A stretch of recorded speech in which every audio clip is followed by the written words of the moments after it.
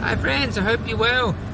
Just want to talk about swinging governments a bit. Swinging governments is something that any real democracy has. It goes from left to right, from blue to red, from Democrats to Republicans. This is a normal and healthy part of democracies. It happens for lots of different reasons. One reason is it's just good that it happens. It keeps things fresh. It's like changing a baby's nappy. It keeps the rust off the metal, if you like. The other reason it happens is there's people who the longer a government is in place, the number of enemies it accumulates just increases, and that might not even have anything to do with anything that the incumbent government did. It's just people are not happy with something that happened to them, and then they blame the government in power. So that's another factor. And also behind the scenes in the branches, the party in power tends not to have so much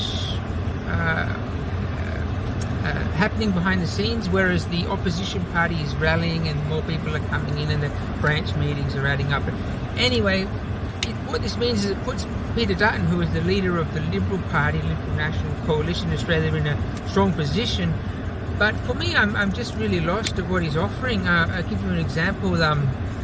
On Australia Day, a day that's already got a bit of controversy, but fortunately most people just have a reasonable good time over it and with it, even if they are attending a protest. Dutton announced an election promise of $2 million for a Holocaust centre in Perth, and he announced this on Australia Day, and you got a few parallels there with Australia and Israel both being colonisers, and I just thought to myself, what on earth is this guy thinking about? I mean, does he know the audience? The Holocaust is something that pretty much definitely appears in all of our curriculums, and so why is it, do we need a museum? I mean, there's only something like 3,000 people who identify as Jewish and actually attend religious things regularly, whereas we've got nearly 100,000 people who identify as Muslim and attend services or what have you regularly. We've got over 1 million people who identify as Christian and attend church at least once a year or something like this. So what's going on with that?